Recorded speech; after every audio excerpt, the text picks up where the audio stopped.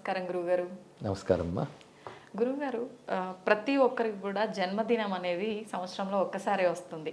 కానీ మన హనుమంతుల వారికి మాత్రం సంవత్సరంలో 2 సార్లు హనుమాన్ జయంతి ఉత్సవాలు జరుపుకుంటూ ఉంటాం. నిజంగా హనుమంతుల వారికి 2 జన్మదినాలు ఉన్నాయా గురుగారు? అలా ఎలా సాధ్యమవుతుంది? మామూలుగా చైత్ర మాసంలో ఒకసారి, వైశాఖ మాసంలో ఒకసారి మనం ఉత్సవాలు జరుపుకుంటూ ఉంటాం. నిజమైన జన్మదినం ఎప్పుడు గురుగారు? చైత్ర పూర్ణిమ, వైశాఖ బహుళ దశమి ఈ రెండు కూడా హనుమత్ జయంతులుగా చెప్పబడుతున్నాయి. అయితే మార్గశిర మాసంలో కూడా ఒక హనుమదారాధన, హనుమత్ జయంతిని చెప్పబడుతూ ఉన్నాయి. అంటే వీటి భేదాలు ఎలా ఏర్పడ్డాయని ఆలోచిస్తే వాల్మీకి రామాయణంలో మాత్రం హనుమంతుడు ఏ తిథిలో పుట్టాడో చెప్పలేదు. రాముడు ఎప్పుడు పుట్టాడో చెప్పారు, చైత్రశుద్ధ నవమి. అలాగని హనుమంతుడు పుట్టిన తిథి అనేది చెప్పబడలేదు. అయితే మంత్రశాస్త్రాల్లో హనుమంతుడి ఆరాధనకు సంబంధించిన చెప్పినప్పుడు మనకి పరాశర సంహిత అనే గ్రంథంలో మాత్రం వైశాఖే మాస కృష్ణాయాం దశమ్యాం మందవాసరే అని వైశాఖ మాసంలో బహుళపక్షంలో దశమి నాడు శనివారం నాడు హనుమత్ స్వామి ఆవిర్భవించారు అని పరాశర సంహిత అనే మంత్రశాస్త్ర గ్రంథం మనకు చెప్తుంది. అయితే చైత్ర పూర్ణిమ నాడు పుట్టాడని చాలా చోట్ల వ్యాప్తిగా కనబడుతున్నది. దీనికి మనకు ప్రమాణంగా చైత్ర పూర్ణిమ నాడు హనుమత్ జయంతి ఉత్తరాదిలో బాగా చేస్తారు. మన హైదరాబాద్ నగరాల్లో కూడాను చైత్ర పూర్ణిమ నాడు చేస్తారు. కానీ ఇతర మన తెలుగునాట మాత్రం చైత్ర పూర్ణిమ చేయరు, హనుమత్ జయంతిని దీన్నే చేస్తారు. దీనికి భేదం ఏమిటా అని ఆలోచిస్తే పురాణాల్లో చెప్పిన దాని ప్రకారంగా స్వామి ఆవిర్భావం అనేటువంటిది ఆ ప్రమాణం అక్కడ, ఈ ప్రమాణం ఇక్కడ గోచరిస్తుంది. మంత్రశాస్త్ర ప్రమాణం తీసుకున్నారు ఇక్కడ. చైత్ర పూర్ణిమ అనేది దేని ఆధారంగా తీసుకున్నారు అని ఆలోచిస్తే వాళ్ళ ఉపాసనా శాస్త్రాల ఆధారంగా వాళ్ళు తీసుకున్నారు. ఇందులో ఏది సత్యమై ఉంటుంది అంటే ఏదో ఒకటి కదా సత్యం కావాలి అంటే మంత్రమూర్తులు వీళ్ళు. హనుమంతుడు ఒక మంత్రమూర్తి. ఆ మంత్రమూర్తి ఋషులు చేసిన తపస్సుకి సాక్షాత్కరించినప్పుడు వారికి ఆవిర్భావం ఎప్పుడు గోచరించిందో దాని ప్రకారంగా ఆ రోజుని నిర్ణయిస్తారు. అలాగా ఒకరు మార్గశిరం అంటారు, ఒకరు చైత్రం అంటారు. హనుమద్ అవతారాలు చాలా ఉన్నాయి. మనకు తెలిసి అంజనాదేవి పుత్రుడు హనుమంతుడు ఒకటే. కానీ హనుమంతుడు మంత్రమూర్తి. మంత్రమూర్తులు పుట్టేవారు కాదు, ఉన్నవాళ్ళు. వాళ్ళు ఎప్పుడూ ఉంటారు మంత్రమూర్తులు. ఎవరు ఆ మంత్రాన్ని జపిస్తారో వారికి ఆ దైవం సత్యం. చారిత్రక పాత్రలు కావాలి, మంత్ర దేవతలుగా. ఆ హనుమన్ మంత్రాలు చాలా ఉన్నాయి శాస్త్రాల్లో. అలాంటి హనుమంతుడు సాక్షాత్ రుద్రస్వరూపుడు. లోక కళ్యాణార్థం ఒకానొక ప్రయోజనం కోసమని అంజనాదేవి గర్భంలో ఆయన ఆవిర్భవించారు. అది మాత్రం వైశాఖంలో బహుళ దశమి అని చెప్తున్నారు ప్రసిద్ధిగా. అందుకు అది మనం ప్రమాణంగా తీసుకుంటున్నాం. అయితే కొంతమంది చెప్తారు అది ఎంతవరకు ప్రమాణము, కానీ ఆయన ఉద్భవించింది మాత్రం వైశాఖ బహుళ దశమే. కానీ హనుమత్ స్వామి ఉద్భవించిన తర్వాత సూర్యుడి వైపు వెళతాడు కదా, వెళ్ళినప్పుడు ఇంద్రుడు వజ్రాయుధంతో కొడతాడు.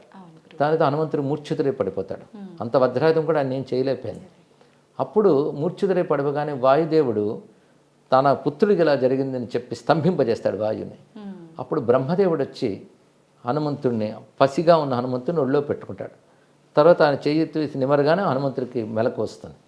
కనుక వైశాఖ బహుళ దశమి నాడు పుట్టిన హనుమత్ స్వామి తిరిగి దెబ్బతిన్నాక బ్రహ్మదేవుడి ఒళ్ళో తిరిగి లేచినది చైత్ర పూర్ణిమ కనుక దాన్ని కూడా లెక్క కట్టి 2 జయంతులు ఆయనకు చేశారు అని కొందరు పెద్దల వివరణ ఇచ్చారు. కనుక 2 రకాల జయంతులు అంటే మొదట పుట్టినది అదే, తర్వాత దెబ్బతిని మళ్ళీ ఆయన రావడం అనే దాన్ని కూడా మరొక ఆవిర్భావం కింద భావన చేశారు. పైగా ఋషులకి సాక్షాత్కరించినటువంటివి కూడా ముహూర్తాల కిందకు వస్తాయి. ఏ ముహూర్తంలో సాక్షాత్కరించాడో దాన్ని వాళ్ళు ప్రధానంగా చెప్తారు. హనుమన్మూర్తులు చాలా చాలా ఉన్నాయి. హనుమన్ మంత్రభేదాలు కూడా చాలా ఉన్నాయి. పంచముఖాంజనేయ మూర్తి ఉంది, అది రామాయణంలో కనబడుతుంది మనకి. అదేవిధంగా ఆపదుద్ధార హనుమన్ మంత్రం మరో మంత్రం ఉంది. విశేషంగా హనుమన్ మంత్రాలు చాలా చాలా గోచరిస్తాయి. తులసీదాసుల వారు హనుమదుపాసకుడు. ఆయన అలాంటి హనుమన్ మూర్తిని చూశాడు ఆయన ప్రత్యక్షంగా. అందుకే హనుమాన్ చాలీసా మొదలైనవన్నీ ఆయన రాశారు కదా. కనుకనే కథలో పాత్రగా ఉన్న హనుమంతుడు, మంత్రశాస్త్రాలు హనుమంతుడు, ఈ రెండింటికి మనకి తేడా ఎందుకు కనిపిస్తుందంటే కథలో పాత్ర వచ్చినప్పుడు హ్యూమన్ లిమిటేషన్స్, ఒక మానవుడిగా ఉన్నప్పుడు ఎలా ఉంటారో అలా ప్రవర్తించాడు ఆయన. మంత్రదేవతలు వాళ్ళకి ఆ పరిమితులు ఉండవు, వాళ్ళ స్వరూపంతో సంచరిస్తుంటారు. అయితే ఒక మంత్రదేవతే ఆవిర్భవిస్తుంది. అవతారం అనేది దేన్ని అనాలంటే ఒక మంత్రాది దేవత, ఎప్పుడూ ఉండే మంత్రాది దేవత లోక కళ్యాణం కోసం రూపం స్వీకరించినప్పుడు అవతారం అంటారు. అలాగే రాముడు అంతే, ఆయన సాక్షాత్ నారాయణుడు. రామతారక మంత్రం వేదాల్లో ఉంది. ఆ తారక మంత్ర దేవతే దశరథ పుత్రుడిగా ఆవిర్భవించాడు. మనకి రామకథ ఆయన మానవుడికి వచ్చిన కానీ మనందరికీ తెలిసింది. హనుమంతుడు కూడా అంజనాదేవికి పుత్రుడిగా కలిగాడు ఆయన. ఉమ్, అంతకుముందు ఆయన మంత్రదేవత ఎప్పుడూ ఉండేవాడే. ఉండేవాడు. అయితే మంత్రదేవత అవతరిస్తే గొప్పతనం ఎలా ఉంటుందంటే మామూలు మాల్లాగే తిరుగుతున్నట్టు కనబడతారు, కానీ ఆ మంత్రశక్తి వాళ్ళు చేసే పనుల్లో కనబడుతుంటుంది. ఆ, ఓకే. అంటే హనుమంతుడు ఉన్నాడు అంటే పంచముఖాంజనేయుడు అంటాం. అవును. 5 ముఖాలు అంటే ఒకటి వానర ముఖం, ఒకటి సింహముఖం, మూడవది గరుడ ముఖం, వరాహ ముఖం, హయగ్రీవ ముఖం. 5 వదనాలు. 5 వదనాలతో భూమి మీద ఆయన తిరగలేదు, ఆయన వానర వదనంతోనే తిరిగాడు. మరి పంచముఖాంజనేయుడు ఎందుకంటే పంచముఖాంజనేయ మంత్రం ఉంది, ఆ మంత్ర దేవత మాత్రం 5 ముఖాలకు ఉంటుంది.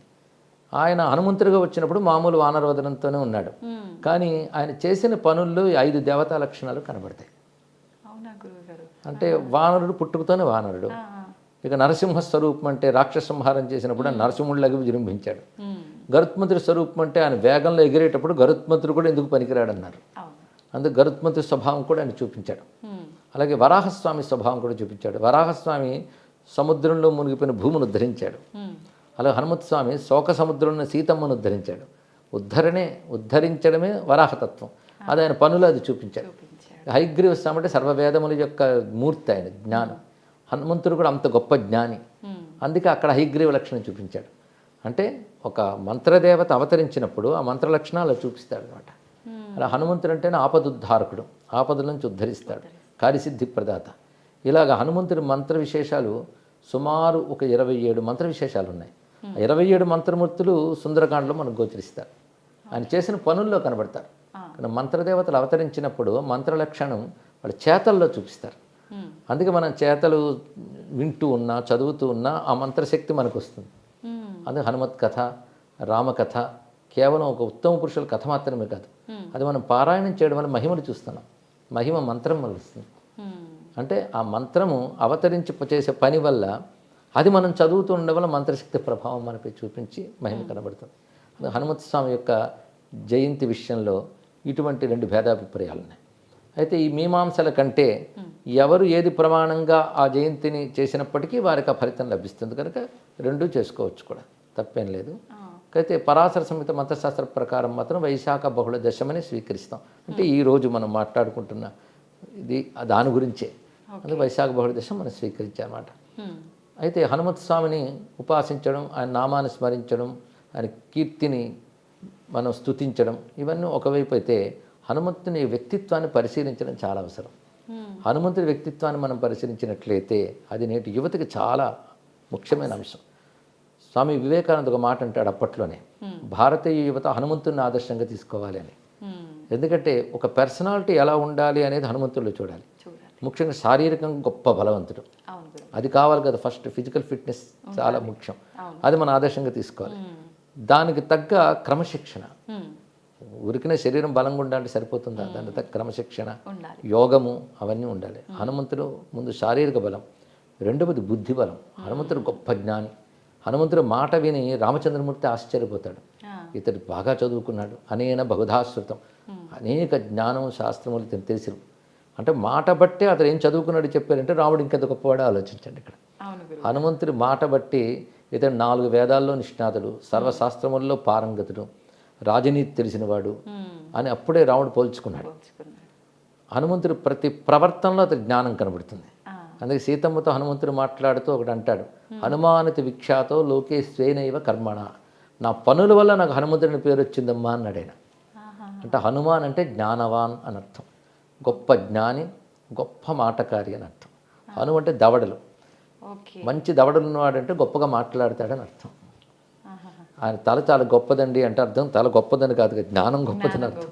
అలాగే అవయవాన్ని పేర్కొన్నారంటే అవయవానికి సంబంధించిన శక్తిని పేర్కొన్నారు. హనువులు అంటే దవడలు, దవడల నుంచి వాక్ వస్తుంది.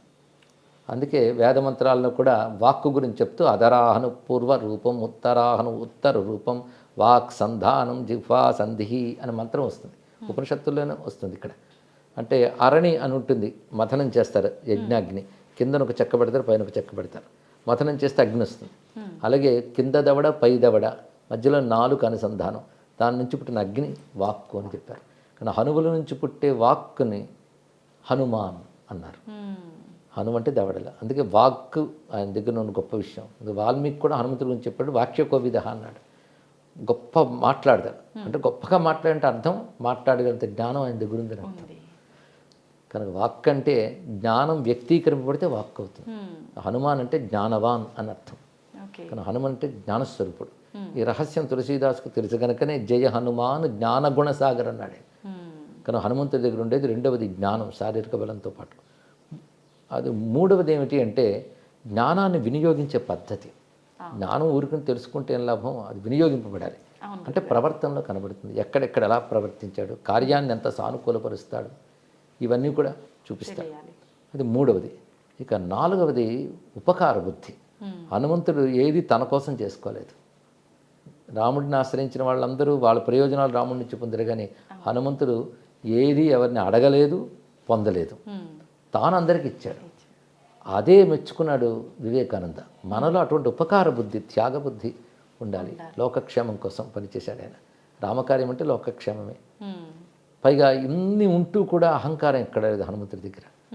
దాన్ని రామదాసుడిని అత్యంత వినయంగా ప్రకటించుకున్నాడు.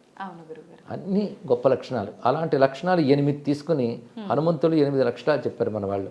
బుద్ధిర్బలం, యశోధైర్యం, నిర్భయత్వం, అరోగత, అజాడ్యం, వాక్పటుత్వంచ హనుమత్ స్మరణాత్ భవేత్ అన్నారు ఇక్కడ. హనుమంతుడి దగ్గర ఇప్పుడు యువత నేర్చుకోవాల్సిన ధైర్యంగా ఉండడం, ఎప్పుడు కూడా బేలతనం రాకూడదు, దిగులు పడకూడదు, పైగా క్రమశిక్షణ కలిగి ఉండాలి. క్యారెక్టర్ హనుమంతుడి దగ్గర ఉన్నది అటువంటి గొప్ప క్యారెక్టర్ హనుమంతుడిది. బ్రహ్మచారి అని అంటారు. దీనితో ఆంజనేయ స్వామి వారు ఎటువంటి నిగ్రహ సంపన్నుడు, విద్యావంతుడు, ఇలాంటి మనం వింటూ ఉన్న చదువుతూ ఉన్న మనలో క్యారెక్టర్స్ తప్పకుండా డెవలప్ అవుతాయి. ఎందుకంటే రోల్ మోడల్స్ అంటారు వీటిని. నేను చాలా కాలం ప్రవచనాలు మాట చెప్పేవాడిని. మీరు హీ మ్యాను, స్పైడర్ మ్యాను, బ్యాట్మ్యాను, ఆ మ్యాను, ఈ మ్యాన్ అంటారు, హనుమాన్ను పట్టుకోండి అంటూ ఉంటాను ఇక్కడ. ఆయన మన ఆదర్శంగా తీసుకుంటే కేవలం మిరాకిల్స్ చేయడం మాత్రమే కాకుండా ఇంతవాడు అంత అయిపోవడం, ఎగరడం, చిన్నప్పటి నుంచి ఉత్సాహం కలిగిస్తే మనకు కూడా. ఇవి అతిమానుష ప్రవర్తనలు అంటారు. సహజంగా మంత్రదేవత కనుక అది చూపించవచ్చు, అవి మనం చేయలేం, దండం పెడతాం. కానీ ఆయన యొక్క సద్గుణాలు మనం చేయగలం. అప్పుడు నిజమైన హనుమదారాధన అవుతుంది. కానీ హనుమత్ జయంతి అనే పేరుతో మనం హనుమత్ స్వామిని ఆరాధించాలి. ఆయన నామమే మంత్రం, అందులో సందేహం లేదు. అదేవిధంగా హనుమంతుని యొక్క చరిత్రను మనం పరిశీలించాలి, ఆ గుణగణాలను ఆదర్శంగా తీసుకోవాలి. కానీ హనుమంతుడు ఒక ఆదర్శమూర్తి, ఆరాధ్య స్ఫూర్తి. ఈ విధంగా మన హనుమంతుని గ్రహించాలమ్మ. ఇది జయంతి నాడు స్మరించుకుంటున్నాం. ప్రత్యేకించి ఆయనలో ఉన్న సద్గుణాలన్నీ పిల్లలకి రావాలి అని అంటే వాళ్ళు ఎటువంటి కార్యక్రమాలు చేయాల్సి ఉంటుంది గురుగారు? ప్రధానంగా మన రామాయణంలో సుందరకాండలో హనుమంతుడి యొక్క గుణగణాలు ఎన్నో చెప్పారమ్మా. అవి ముందు మనం తెలుసుకొని పిల్లలకి తెలియజేయాలి.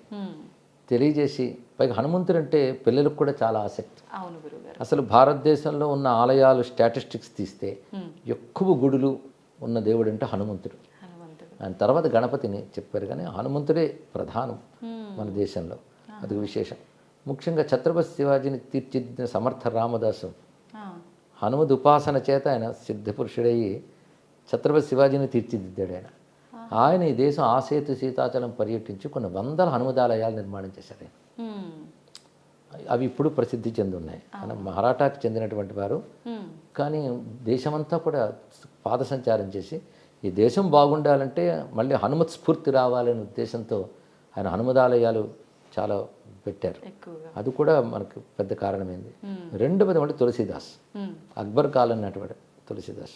అంటే తులసీదాస్ తర్వాతే సమర్థ రామదాస్ గారు, కానీ తులసీదాస్ స్ఫూర్తి ఆయనకున్నది. తులసీదాస్ అయితే హనుమంతుని సాక్షాత్కారం పొందినవాడు. దాని చోటు కాశీలో నేటికి సంకటమోచన హనుమాన్ మందిరం ప్రసిద్ధి. ఆయనకి హనుమంతుడు కనబడ్డ చోటు అది. ఆయన హనుమాన్ చాలీసా ప్రసిద్ధి లోకంలో తులసీదాస్ గారు రచించిందిగా. ఇంకా సంకటమోచన హనుమాన్ స్తోత్రం, హనుమాన్ బహు చాలా రచాడు. ఇవన్నీ ఆయన అనుభవాలు, హనుమంతుడి ద్వారా ఆయన పొందిన అనుభవాలన్నీ కూడా. ఆ కాలంలో మరింత వ్యాప్తి చెందింది హనుమదారాధన. పైగా కలవు కపిహి అని శాస్త్రం చెప్తుంది. కలియుగంలో మనల్ని అనుగ్రహించేటువంటి గొప్ప దైవం హనుమంతు స్వామి అంటారు. పైగా హనుమంతుడు నేటికి ప్రత్యక్ష దైవం. నేటిగా హనుమంతుడు ఉన్నాడనే మనకి పురాణాలన్నీ చెప్తున్నాయి. హిమాలయాల్లో బదరికాశ్రమ ప్రాంతాల వద్ద గంధమాదన పర్వతం హనుమంతుని యొక్క చోటు. త్రేతాయుగంలో అక్కడ రాముడు అవతారం చాలించిన తర్వాత హనుమంతుడు అక్కడే ఉన్నాడు. మళ్ళీ భారతంలో ద్వాపర యుగంలో అక్కడ మన భీమసేనుడు చూశాడు ఆంజనేయ స్వామి వారిని. ఇప్పటికీ హనుమంతుడు గంధమాదన పర్వతంలోనే ఉన్నారు. ఆయన యోగ స్వరూపం కనుక మామూలు నేత్రాలకు గోచరించారు, సిద్ధ భూముల్లో దర్శనమిస్తాడు తప్పకుండా. పైగా హనుమంతుడు సాక్షాత్ రుద్రస్వరూపుడు కనుక ఉమ్, ఈశ్వర లక్షణాలు ఆయనకు ఉన్నాయి. ఉమ్, కాబట్టి మనం ఎక్కడ స్మరించినా ఆయన అనుగ్రహిస్తాడు. అంతేకాదు రామచంద్రమూర్తి అవతారం చాలించేటప్పుడు ఉమ్, తనతో మసలిన వాళ్ళందరికీ కూడా ఆయన ఉత్తమ గతులు ఇచ్చాడు, సరియు నదిలోకి ప్రవేశింపజేసి. ఉమ్, హనుమంతుడిని మాత్రం రానివ్వలే. ఎందుకంటే నువ్వు చిరంజీవి అయ్యా, ఉండాలి ఇంకా నువ్వు అన్నాడు. ఉమ్, అది నీకున్నటువంటి వరం అది. వరం. నువ్వు చిరంజీవి, నువ్వు ఉండాలి అంటే హనుమంతుడు ఒక మాట అంటాడు, ఎంతకాలం నీ కథ భూమి మీద ఉంటుందో అంతవరకు నేను కూడా ఉంటానని చెప్పాడు. రామకథ ఇంకా ఉంది కనుక హనుమంతుడు ఇంకా ఉన్నాడు. ఉంటాడు. అందుకే మన ప్రసిద్ధిగా ఎత్ర ఎత్ర రఘునాథ కీర్తనం తత్ర తత్ర కృతమస్తకాంజలి ఉంది. ఎక్కడెక్కడ రామకథ చెప్పబడుతుందో అక్కడ హనుమంతుడు ఉంటాడు ఏదో రూపంలో అని మన వాళ్ళ నమ్మకం, కొందరికి అనుభవం. ఓకే. అందుకే హనుమంతుడు నేటికి ఒక రూపంతో ఉన్నాడు, అనేక రూపాలతో గోచరిస్తుంటాడు కనుక ఆయన ప్రత్యక్ష దైవం అని అంటారు. ఉమ్, ఈ యుగంలో తొందరగా అనుగ్రహించగలిగే శక్తి హనుమద్ ఆరాధనలో మనకు కనబడుతుంటుందమ్మా. ఓకే. అందుకే హనుమద్ జయంతికి అంత ప్రాధాన్యం. ఉమ్, దేశమంతా చేస్తారు. సింధూర పూతలు, తమ్ములపుటాకు పూజలు, అవును. ఇవన్నీ కూడా పూజా విధానాల్లో హనుమంతుడికి ప్రీతిపాత్రమైనవని మంత్రశాస్త్రం మనకు చెప్తోంది. సుదర్శన సంహిత, అగస్త్య సంహిత, పరాశర సంహిత లాంటి మంత్రశాస్త్రాల్లో హనుమన్ మూర్తుల గురించి చాలా వర్ణించారు. హనుమన్ మంత్రాలు చాలా ఉన్నాయి. ఆ మంత్రాలను పద్ధతిగా సాధన చేసి సిద్ధి పొంది హనుమద్ దర్శనం, మహిమ పొందిన వాళ్ళు చాలామంది నేటికి ఉన్నారు. అటువంటి భక్తుల వల్లే భగవతత్వం వ్యాపిస్తుంది. ఉమ్. అలాగే వ్యాపించింది కనుక ఇప్పుడు దేశమంతా ఈ జయంతులు, ఉత్సవాలు చక్కగా చేసుకుంటున్నారు. అయితే గురువుగారు, మామూలుగా మనము ఏది తీసుకున్నా ప్రతి ఒక్క భగవంతుని కూడా ప్రసాదంగా పెడుతుంటాం. కానీ హనుమంతుల వారిని చూసుకుంటే వడలు ప్రసాదంగా నివేదన చేయకుండా మాల రూపంలో వేస్తూ ఉంటారు. ఎందుకని గురువుగారు? అంటే భగవంతుడు ఒక్కటైనా అనేక దేవతా రూపాలతో ఉంటారు. ఒక్కొక్క దేవతకు ఒక్కొక్క ప్రత్యేకత ఉంటుందమ్మా. వాళ్ళకి నివేదించే పదార్థాలు, వాటికి విశేషాలు ఉంటుంటాయి. ఉదాహరణకి గణపతికి ఉండ్రాళ్ళు, సూర్యనారాయణకి పాయసం, అవును. ఇలా చెప్తారు. హనుమంతుడికి ఈ వడలు, అరటిపళ్ళు ఇవి చాలా ప్రసిద్ధి. ఇది మాలగా వేసి అలంకారంగా కూడా వేయడం ఏంటంటే మాల అనంతత్వానికి సంకేతం. అందుకు అది మాలగా సమర్పించుతూ అని మనం పరిమితంగా ఇచ్చినా అపరిమితంగా భావించాలనే ఉద్దేశంతో ఈ మాలా సమర్పణ కూడా చేస్తారు. ఓకే. అయితే గురువుగారు, ఇప్పుడు హనుమంతుల వారిది హనుమాన్ చాలీసా అయితే ఏంటి, చరిత్ర కూడా మీరు చదవమని చెప్పారు. ఇవి చదవాలి అని అంటే ప్రత్యేకమైన రోజు లేదంటే నియమాలు ఏమైనా పాటించాల్సి ఉంటుందా? మామూలుగా చరిత్ర చదువుకోవడం ఏ రోజైనా చదువుకోవచ్చమ్మా. వారిని నిరంతరం భావించవచ్చు. అయితే హనుమంతుడు మరొక విశేషం ఏంటంటే గ్రహబాధలు పోగొట్టే దేవతల్లో హనుమంతుడు, గణపతి ఇద్దరిని ప్రధానంగా చెప్పుకోవాలి. అందులో శనిగ్రహం, ఈ శని సంబంధమైన బాధలు ఉంటూ ఉంటాయి కదా, ఏలినాటి శని, అర్ధాష్టమ శని, ఇలాంటివి ఉన్నటువంటి వారిని నిగ్రహించాలంటే హనుమదారాధన చాలా విశేషంగా పనిచేస్తుంది అని పెద్దలు చెప్తూ ఉంటారు. దానికి కొన్ని కథలు కూడా చెప్తారు. శనిని నిగ్రహించడం హనుమంతుడి గొప్పతనం ఏమిటనేది. పైగా ఆయన పుట్టింది శనివారం. అందుకే శనివారం ఈ శని సంబంధమైన దోషాలు ఏమైనా జాతకాలను ఉంటే హనుమదారాధన చేసి, ఉదాహరణకు హనుమాన్ చాలీసా పారాయణ చేసుకోవడం, సింధూరం పెట్టుకోవడం, ఇలాంటి చేసినట్లయితే తప్పకుండా ఆ శనిగ్రహ జనితమైన దోషాలు తొలగుతాయని పెద్దలు చెప్తారు. ఎందరికి అనుభవం కూడా. మంగళవారం, శనివారం ఆయనకి ప్రధానంగా ప్రీతిపత్రంగా చెప్తారు. ఓకే. ఎక్కువగా అంటే ప్రతి ఒక్క దైవానికి కూడా ఒకటే రోజు ఏదో ఒకటి పర్టికులర్ వారం అనేది ఉంటుంది కదా గురుగారు, ఎందుకని హనుమంతుల వారికి 2 వారాలు, మంగళవారం, శనివారం? సాధారణంగా ఆయన శనివారమే జన్మించాడు కనుక శనివారమే ప్రధానం. కానీ కుజగ్రహ దోషాలు పోగొట్టడంలో కూడా ఆయన గొప్పవాడు కనుక అది మంగళవారం ఆరాధన చెప్తున్నారు. ఓకే. గురుగారు, చాలా మంది హనుమంతుల వారిని పూజించాలి అని అంటే మీరు చెప్పినట్టుగా ఇట్లాంటి శని బాధలు ఇలాంటివి ఉన్నవాళ్ళు హనుమంతుల వారి చుట్టూ ప్రదక్షిణలు చేస్తే బాగుంటుంది, మనం అనుకున్న కోరికలు తీరుతాయి, ఇలాంటి దోషాలు పోతాయి అంటుంటారు. నిజంగా అది నిజమే అంటారా? చాలా మందికి అనుభవం అమ్మ. అందుకే అవి తీసిపారేయడానికి లేదు, చేసిన వాళ్ళకి లభిస్తున్నాయి. నా కోరిక ఏంటంటే అక్కడితో ఆగిపోకూడదు. ఎందుకంటే ప్రతివాడికి గ్రహబాధలు ఉంటే తొలగాలి, ఆనందంగా ఉండాలనుకుంటారు, చెయ్యొచ్చు. కానీ దానికంటే ముందు వ్యక్తిత్వం బాగు చేసుకోవాలి, క్యారెక్టర్ బాగు చేసుకోవాలి, ఉత్తమ వ్యక్తులుగా తయారవ్వాలి. ఆ కోణంలో హనుమంతుడిని ఆరాధించాలి. కేవలం మహిమల కోణంతోనే కాకుండా హనుమంతుడి వ్యక్తిత్వాన్ని చూసి అంత గొప్పవాళ్ళం మనము కావాలని, ఎప్పుడైనా ఒక మనకి ఐడియల్గా ఒక వ్యక్తిని కానీ ఆరాధిస్తుంటే మనకు ఆ లక్షణాలు వస్తూ ఉంటాయి. అందుకే హనుమద్ ఆరాధన వల్ల మనం ఇలాంటి సత్స్వభావాలు, మంచి గుణాలు అలవరుచుకుంటే అది నిజమైన హనుమద్భక్తి అనిపించుకుంటుందమ్మా. అది రావాలి. అది రావాలని మనం హనుమంతుని ప్రార్థిద్దాం. అవును గురుగారు, తప్పకుండా. గురుగారు, హనుమాన్ జయంతి అనగానే ఎక్కువగా ఆలయాల్లోనే మనకు జరుపుతుంటారు. ఇంట్లో చేసుకోవాలి అనుకునే వాళ్ళు సింపుల్గా ఎలా చేసుకోవచ్చు? హనుమంతుడి చిత్రపటం పెట్టుకుని ఉమ్, మనం షోడశోపచార పత్రాలు ఎక్కడైనా దొరుకుతాయి. ఏవి దొరకకపోతే హనుమాన్ నామాలు చాలు. శ్రీ ఆంజనేయాయ నమః, హనుమతయ్య నమః, మారుతయ్య నమః అంటే ఆయన నామాలతోనే తమలపటాకులు పూజ చేసుకోవడం, సింధూర పూజ చేసుకోవడం, ధూపం దీపం ఈ పళ్ళు ఏవో నైవేద్యం పెట్టుకు చేసుకుని సరిపోతుంది. ఉమ్, ఆలయాల్లో ప్రతిష్ఠ చేస్తారు కనుక శక్తి ఎక్కువ కేంద్రీకృతం అవుతుంది కనుక ఆలయాలకు వెళ్ళడం కూడా మంచిది. ఇంట్లోనూ చేసుకోవాలి, ఆలయాలకి వెళ్ళాలి. ఉమ్. గురుగారు, లాస్ట్లో ఇంకొక చిన్న సందేహం. హనుమంతుని వారి ఎదురుగా నించొని నమస్కారం చేసుకోకూడదు, ఆయన్ని తాకకూడదు అంటుంటారు. ఇదంతా నిజమే అంటారా? అవేమీ లేవమ్మా. ఏమీ లేవు. తాకడం అంటే ఆలయాల్లో గర్భగుడిలో పెట్టినప్పుడు ఆ మంత్ర నియమాలు ఉంటాయి కనుక మనం దూరం నుంచి నమస్కారం చేసుకుంటాం. ఏ దేవతకి ఎదురుగా ఉండి నమస్కరించకుండా పక్కకి పెట్టడం వినయంతో కూడినటువంటి అంశం అమ్మా. ఓకే, నిజంగా చాలా చక్కటి వివరణ గురుగారు. కృతజ్ఞతలండి. ధన్యవాదాలమ్మా. నమస్కారం.